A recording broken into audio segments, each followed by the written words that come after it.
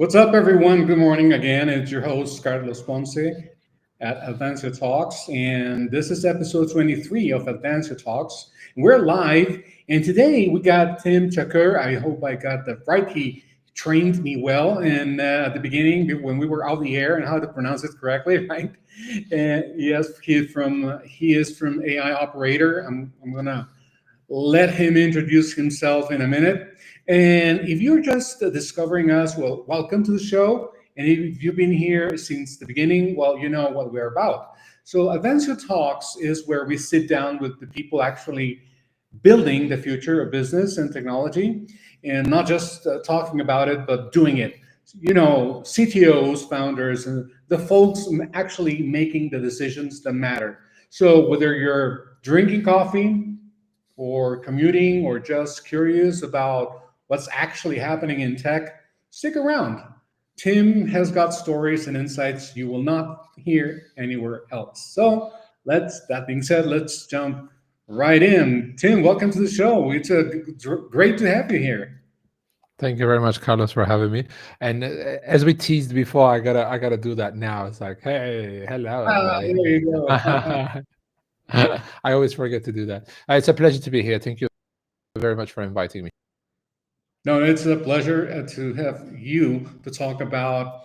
I believe we're going to be, of course, your company is called AI Operators. So predictably, we're going to be discussing AI from a bunch of angles, right? And but before we go there, tell us a little bit about your company. What is AI Operator? Yeah, of course. And yes, we are going to speak about AI. We can speak about gardening, music, other things as well. But I think today's topic is AI. So AI operator, as it says on the tin, is actually what we do is we help businesses operationalize AI. And we do that right now with our flagship service, which is our training program. We have a 12-week AI first mindset training program where we take the whole company, employees, team members from scratch or from wherever they are in their AI journey, and we take them throughout 12 weeks. We make them champions in using AI tools like ChatGPT, Copilot, Gemini, or Claude. And our program is called a mindset training program because we believe that it's a shift in how we work. We have to redesign how we work. Mhm. This is bigger than electricity. This is bigger than fire, and we haven't even understood that yet. I think that we're all slowly like seeing crazy things. Like last week, Gemini 3 Pro even like just blew our minds off, right? And Right. there's more coming. There's more coming. It's not even Christmas yet, you know. Yeah, absolutely. Yeah, as we were getting ready for the conversation, and I was thinking about the questions that I would be asking you, and I got a lot because, of course, I'm no expert on AI. You probably noticed that when I created the promo. Yeah, I looked old. I looked old in Yeah, that photo. so I'm no expert on AI by any stretch of the imagination. I'm just a layman. So from that, I'm going to ask my question Mhm. for me to better understand what all this AI game is. So, and I do remember that you mentioned pilot purgatory. So, what is the biggest reason companies get stuck experimenting with AI but never really scaling it across their organizations? Mhm. I mean, not scaling from an organization. I'm not sure if I understand your question clearly, though. If you could kind of Yeah, rephrase it louder. yeah. When we were discussing about Mhm. today's topics, you Mhm. mentioned pilot purgatory. Actually, that's how Yeah. the the Yep. the well. Let me put it this way. What is the biggest reasons companies get stuck experimenting with AI I but think. Yeah. never scaling it across their organizations? Yeah, I think. I mean, thank you very much for rephrasing it because I mean, the pilot purgatory. Yes, there's two aspects to it, right? So first of all, when we say pilot purgatory, I think it's a lot of people think about more the technical side of things, and it's like, oh, we're building a workflow, an agent, and it doesn't go to commercializing it, right, or operationalizing it. But we look at it from a very different perspective here at AI Operator as well. Is if you don't have the people that are trained on AI and that understands about AI and they don't understand the strengths and their weaknesses, they're going to get super excited and they're going to build until 70% or 60%, and they're just going to give up because they're not going to see the rest, which is the 30-40% missing in quality of the output or on that. So it's what I see all the time, or many times, right?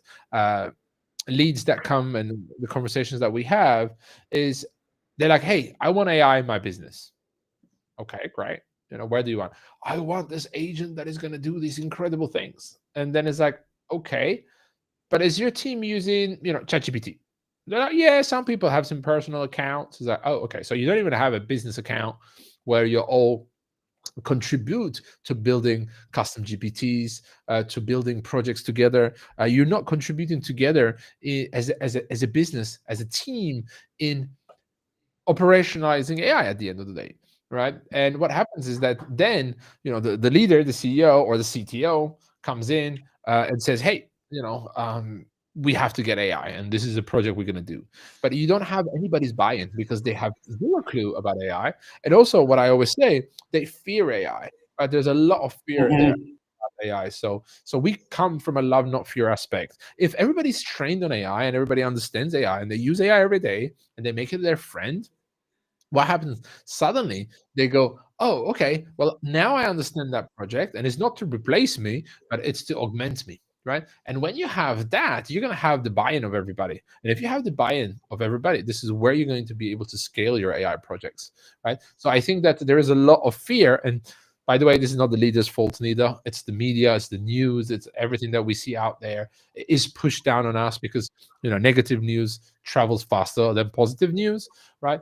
And so the leaders are also like, oh shit, I need to do something about this, and they push Mhm. it from top to bottom, and from top to bottom is not working, right? We're gonna meet halfway, and we are gonna get everybody from bottom up, train them, and get the leader to even use these tools themselves and make mistakes themselves and show it to their team that they're using and they're making mistakes and they're not getting 100% quality, right? Because when that happens, you're meeting halfway, and when you meet halfway, you're starting to standardize the knowledge of AI and of Mhm. people using AI. And when that happens, you are suddenly a whole team pro AI, understanding the weaknesses, especially, right? Because that's where you want the human, but also understanding the strengths of AI.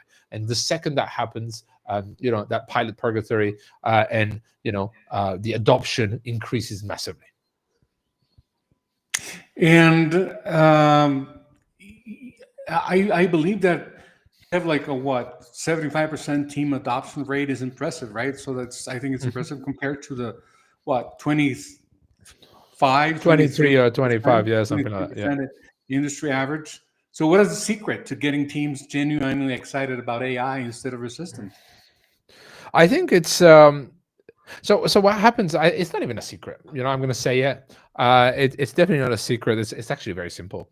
Is when your company comes in and the CEO and the leadership is like, oh, we're going to do AI, and they want to do AI, and you're like, oh shit, okay, another topic about AI, right? And then the leader shows how they use AI. That's great. That's a good step, but it still has a lot of risk, and you're like, oh shit, I need to use AI because if not, I'm in trouble, kind of thing, right? And everybody's been telling me, and the media has been telling us 100 million jobs are going to be lost by 2030 and so on. And am I going to be one of those? And we all feel that we're going to be one of those 100 million people, right? Because it's a big number actually when you think about it.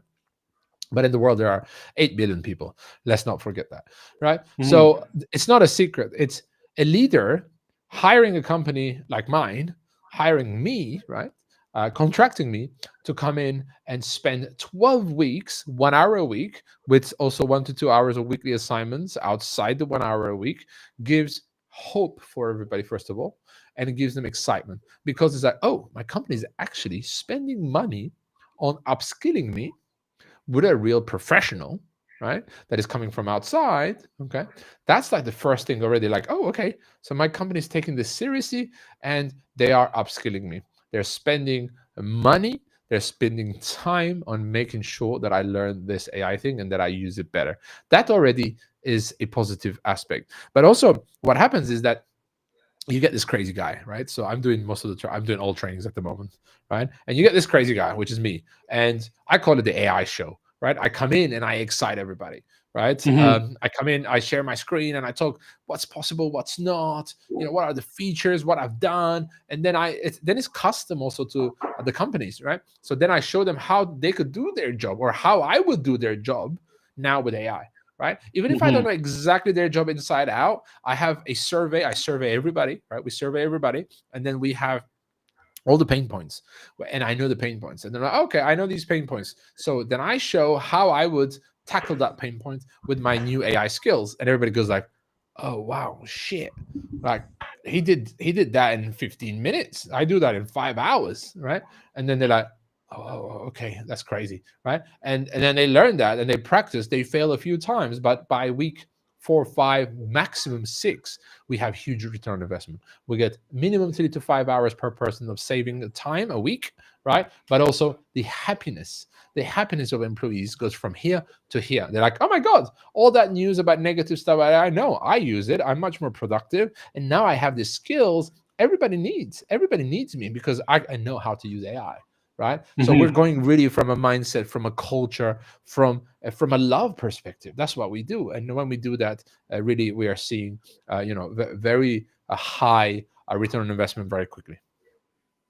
Right, and I understand you've also trained teams uh, quite large companies, right? We're talking like big players like Google, Recharge. So, in that context, what are the most common skill gaps you see when companies try to adopt AI at scale? Okay. I think that the skills gap. I think it's the first thing is nobody uses the basic features of whatever tool they're using, right? And then they treat these AI tools like a Google search. Even Google Hmm. themselves, I've trained Google teams on Gemini, and they still treat Gemini like a Google search. They ask a question, they get an answer, right? So not many starts thinking about multi-step approach. First of all, chain of thoughts, right?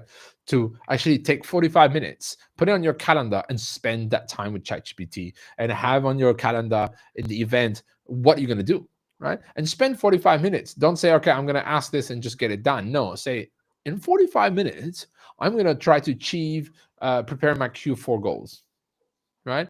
And in 45 minutes, where are you going to get with that Q4 goals? It's quite incredible. It might have taken you a couple of days, maybe even a week, right? And you're going to get that in 45 minutes, right? So not many people actually proactively think about what they're going to do, right? And they're acting very reactively. They're like, oh, let me ask a question to ChatGPT. And it's like, ChatGPT is not there just for question, right? It's gone so much better, right? And then we don't use the features, as I was saying. Now, we don't set up our ChatGPT. We don't set up our Gemini. We don't have the custom instructions. It doesn't know about us. Nobody, like maybe 80% or maybe even more of the people that I start the training with has no clue that ChatGPT has memory, right? They're like, oh yeah, it remembers things about me. And I'm like, yeah, well, in settings, there's a memory feature and it saves a bunch of information about you, right? And you can delete those. And they're like, yeah, but I don't want this. I'm like, okay, well, you can delete some, right? You have temporary chat. You have a lot of things that we don't think. Hmm. And the second we start thinking about just the basics, you're already getting incredible return on not the investment, but return on your conversation. I would say return Hmm. on your prompt, right? Return on your prompt. I gotta note that down, right? Return on your prompt. I think I'm going to use this. Thank you. So they get high return on your prompt, right? Because now they're like, oh, okay, it gets me better. It has custom instructions. It knows your role. You know the memory now. It knows about you, so you've cleaned it up, right? And suddenly you're like, okay, this is a friend now. This is an assistant, right? Because people doesn't see it as a real assistant. They just see it as a tool that is going to answer their questions. But no, it's a thinking partner. It's really a coach. It's so many other things that I could just spend hours just telling you what it is. Hmm. Hmm. And from what I'm hearing is that, especially if you pay attention to social media, and especially certain professional platforms like LinkedIn and such, all the you watch all the feed and all that. So there's a lot of companies that are trying to label themselves as what I would loosely call AI leader. Right? So it's like they're kind of jumping into the AI. Let's put it this way: they're jumping into the AI bandwagon. to place themselves as leaders in such and such space. I got mixed feelings about that. But from your perspective, how does when a company positions itself or labels itself as an AI leader in their industry, uh, how does that impact their ability to really attract top tech talent?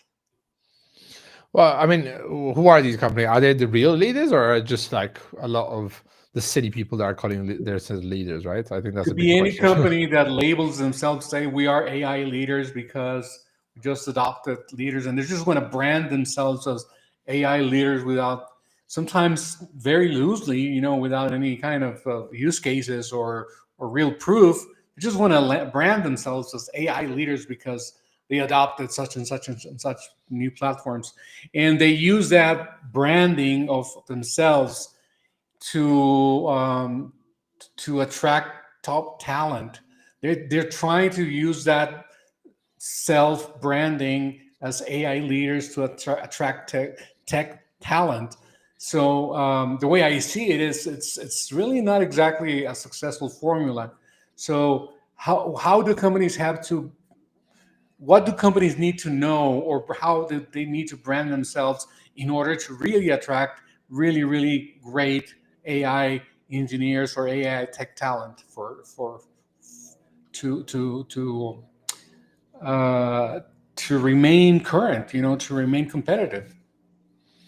Yeah, well, I think this is, I'm going to look at it from our perspective at the AI operator, so not maybe from AI engineering about product and tech, um, because that's a fight that a lot are going to lose, right? Because we saw what Meta, right, Facebook and Mark Zuckerberg did, and it was, there was $1 billion deals, there was hundreds of millions dollar deals, there were $1 billion almost deals of Hmm. bringing in teams from others, and they keep trying to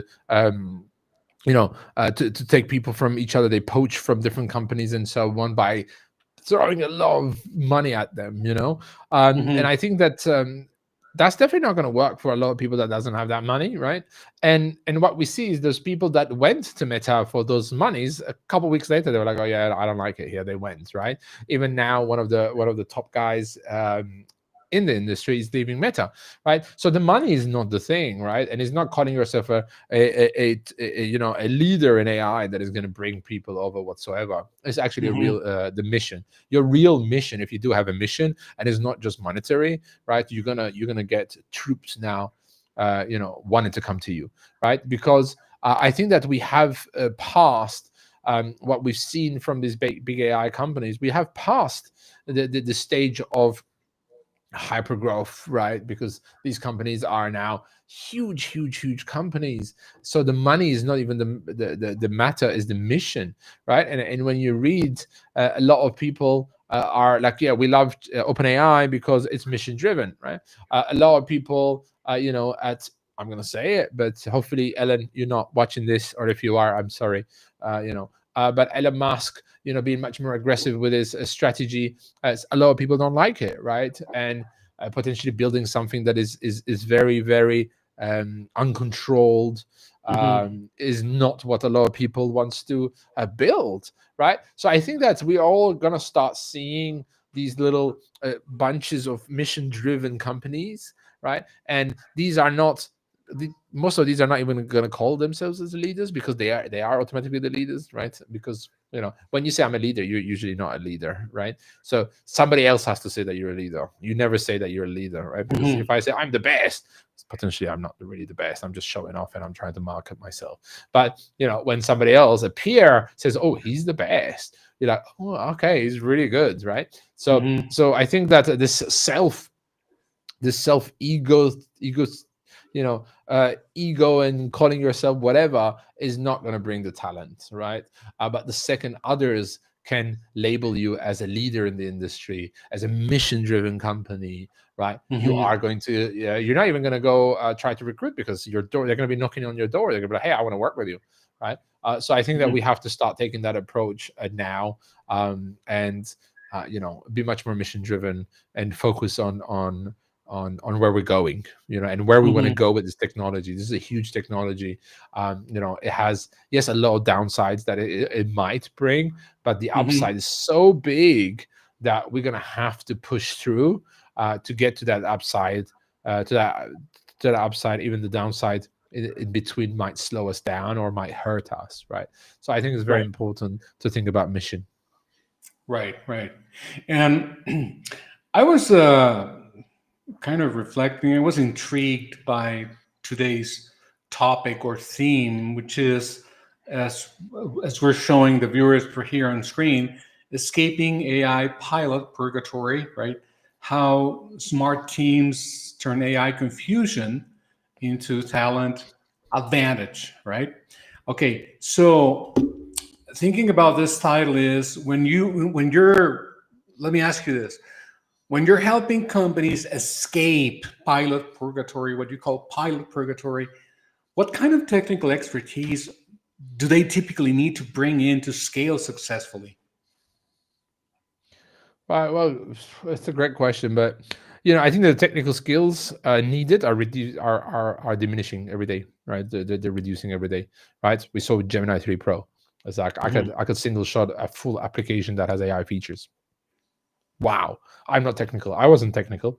I actually wasn't technical until the beginning of this year. I was very operational. I was a very business. I come from sales and marketing and from growth, right? And I was in ops. Then I was CEO. I've never been a developer. I've never been a technical person.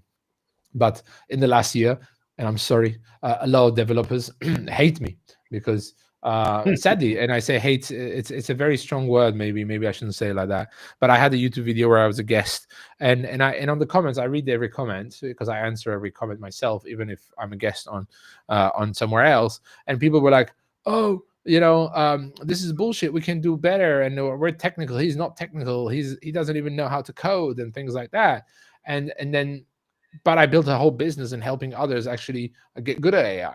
And then and a lot of technical people are really not understanding that it's not the technical skills anymore, but it's more the business skills. It's more Mhm. the community. This is more the community driving. It's more the marketing. It's more the growth. It's more the communication skills, the soft skills that are going to matter, right? And we're seeing that switch massively, right? Mhm. Because and also, to technical people, you guys are the ones who are building these tools, and then it's like, and then you're upset because the tool gets really good at coding, right? And a lot of people are going to tell me, they're going to message me after this podcast and go like, "Oh, you're not right." It's fine. I don't want to be right. Mhm. I'm writing my own thing, and I'm doing what I'm doing. And AR Operator has been growing massively because we take it from a human approach and not just from a technical skill approach, right? Because technical skills, as I mentioned, now, and I'm going to say it, if you went to university for I don't know how many years in computer science, right? Now you could get those skills if you just put head down for 3 to 6 months, right? And you tried cloud codes and you tried all these tools and you told it, hey, explain to me what we just did, right? First of all. And second of all, the reasoning, right? The thinking of these models, a lot of the models says thinking or reasoning, right? If you start reading that reasoning, if you start reading that thinking, you're learning much more than university, right? You're Mhm. learning much more than wherever you could get that training, right? So I think it's very important to not just focus on the technical skills, but also to focus on your soft skills and to focus on, who are you as a person, as a human in this mission, right? And do you have a mission, right? If you don't have a mission, I think that you're going to be lost very quickly. Yeah, you definitely got me at the soft skills part when you mentioned soft skills, because I consider myself to be an advocate of fostering soft skills, especially in tech companies. So I guess that would inevitably lead me to the next question that I would like to ask you is, what are, from your perspective, what are the most critical soft skills that the companies need to focus on when they're serious about AI transformation? No, it's only one, in my view. Maybe it's hard, like, it's very strict, but it's one is curiosity. Curiosity. Yeah, that's it. Because what you learn today could be completely different next week, and in 2 weeks we're going to get a whole new model, and we're going to get new features, and we're going to get new things. And it's like, if your team members are curious, they're going to learn, right? And they're going to get new things, and you're not going to have to be like thinking about, are they outdated? No, because they're upskilling themselves automatically because they're super curious. Mm-hmm. I think we're doing okay, right? Because I'm a very curious person, right? I got here because I think I'm a very curious person. Mm-hmm. Yeah. Yeah. Well, curiosity is indeed something that's needed. I consider myself to be a curious person, but I also believe that, and this, I would like your opinion on this. How about other soft skills, like, for example, patience or ethics, or I don't know, something because it's very tempting when you have so many powerful AI tools out there that people can make really good use of. But there's also the opposite. There's also the opposite side of using AI not for not so good purposes. So, what other soft skills are required in order to be successful in any industry, in any company, besides curiosity? Or do you think that just being curious is enough, or is there something else that's needed to be successful? What would you say about that? Something funny just came to my mind. I think, is curiosity a meta soft skill? Because if I have curiosity, I could get other soft skills as well, right? Because if I'm curious about another soft skill, I potentially can get other soft skills, right? So if I'm Mhm. curious, I could get there. But uh, I think you mentioned ethics. Yeah, ethics. Ethical awareness, maybe not ethics, but ethical awareness. I think is Mhm. important. Obviously, be ethical as well. But I think if you have ethical awareness, you can understand things and work for the right company and bring the right things to life and to features and products or whatever, right? Of course, responsibility, because I think that sadly, we are going to see a lot of people not doing this positive usage of AI, right? Sadly, there's always bad players out there, right? So responsibility and being responsible in what you're building and how you use it is going to be an important soft skill. And I think that you said patience, if I remember correctly, Carlos. Patience, Um, yes. yeah, so I think patience is a very interesting one here, because a lot of people get frustrated because they're like, "Oh, I tried something with ChatGPT, it didn't do it, and it was terrible at it," so they just give up, right? And they don't do it the week after, they don't do it 2 weeks after, they never try that again, right? But if you're patient and I tell you, hey, maybe you couldn't achieve that today, why don't you try it again in 2 weeks, right? Why don't you try Mhm. it again when the new model, when GPT-6 comes, maybe, right? And if you're patient enough and you wait, there's a 99% chance that AI is going to help you do that thing that you were that you couldn't do before, right? So I think Mhm. patience is a huge one, but also for sure critical thinking, right? Critical You thinking. Okay. Yeah, Mhm. critical thinking is going to be a huge one, because we need to be able to check the AI outputs, right? AI is not perfect, guys. Luckily, it's not perfect, because if it was perfect, then I would say yes, fear it, because it's coming for your jobs, right? But it's not perfect. It's not going to come for our jobs, and humans are not perfect, right? Humans are not perfect, so we're sometimes judging, this AI, and we're not critically thinking. We're just judging it. We're like, oh, it's crap, or and it's like, oh, but you also make mistakes, right? I make mistakes. I make mistakes all the time, and I like making mistakes, because if I'm failing and making mistakes, that means I'm trying new things, right? And if we look Mhm. at it from there, and AI, and you're using AI and you're making mistakes, you're trying new things, and it fails, that's great, because that means you're pushing the boundaries, right? You're pushing the boundaries, you're learning, and then, as I mentioned, a couple of weeks later, something new might come, right? So I think that we, as humans, we are definitely going to see this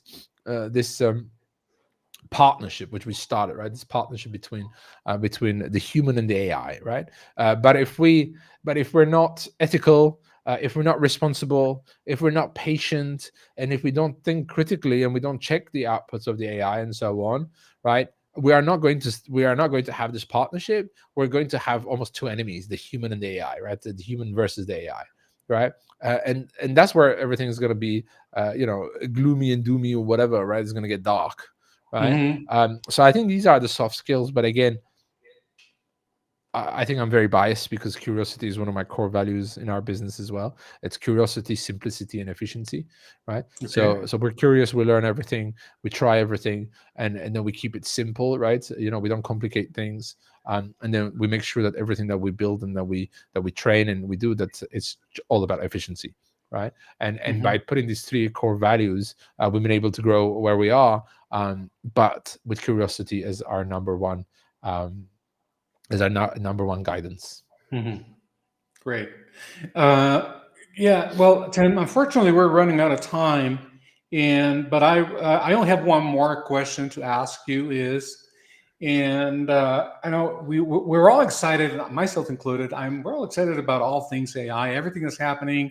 It's exciting. It's thrilling. It's scary. It's everything at the same time.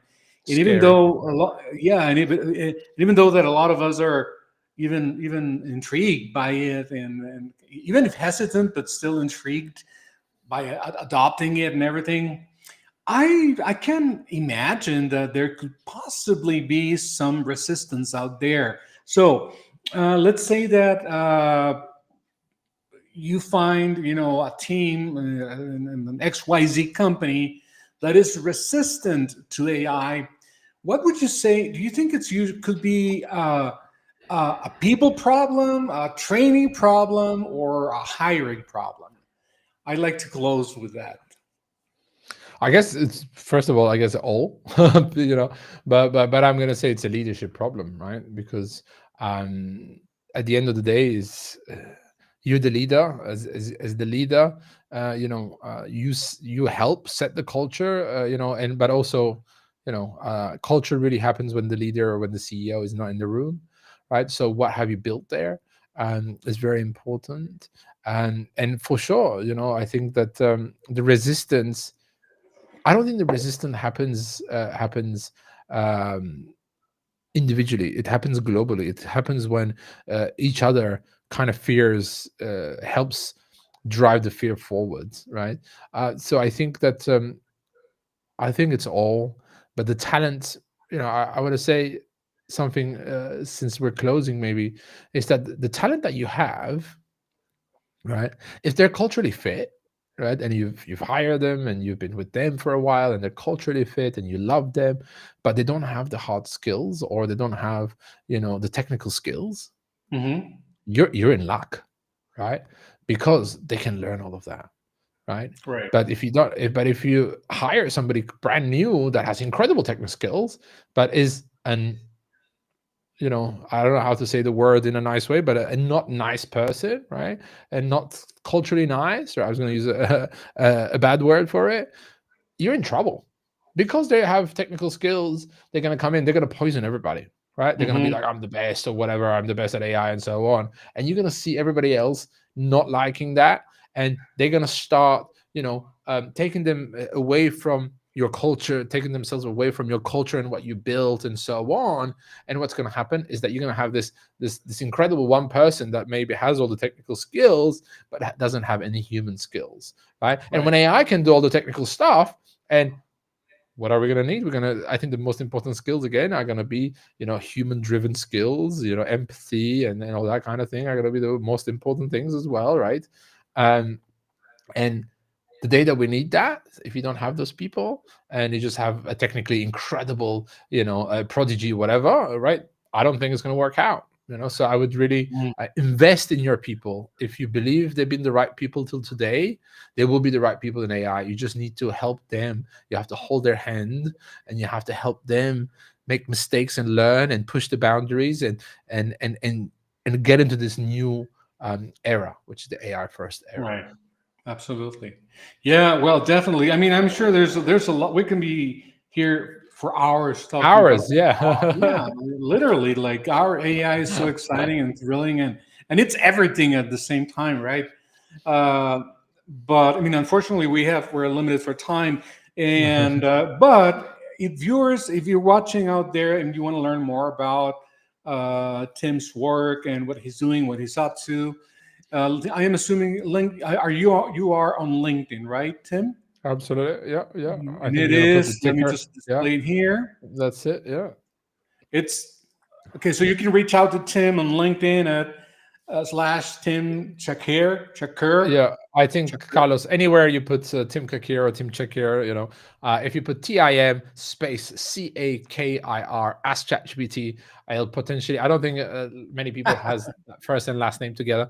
So you'll come to my LinkedIn. I'm active on LinkedIn every day. I have a YouTube channel where I share everything I know for free. Right, there's a newsletter. You'll find me in all other social platforms as well, including Instagram, TikTok, and so on. I have a mission is to help you all learn AI. Perfect. That's awesome. And also, I understand that your company's website is AIoperator.com. AIoperator.com. Yep. Yes, There's the sir. URL right here, Yep.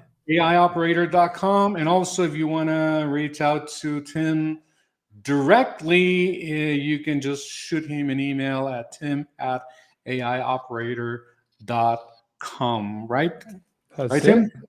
Absolutely. Awesome. Thank you very Yeah. much, Carlos. Well, Tim, it's been a great pleasure. I'm just going Sure. to make a very quick announcement. I mean, we got a lot more very interesting conversations coming soon. One of them is going to be with the VP of IBM. That's going to be an interesting one. And so you're going to find if you want to see what's coming right here on Advancio Talks, just go to it's right there, upcoming Advancio Talks /tech-talks, and so you're you're going to be on the lookout for all these great conversations, just like the one we've had today with Tim. So Tim, thank you so much. Please, Tim, stay with me as we go off the air, and the rest of you guys, see you next week right here on Advancio Talks. Until next time, folks. Thank you.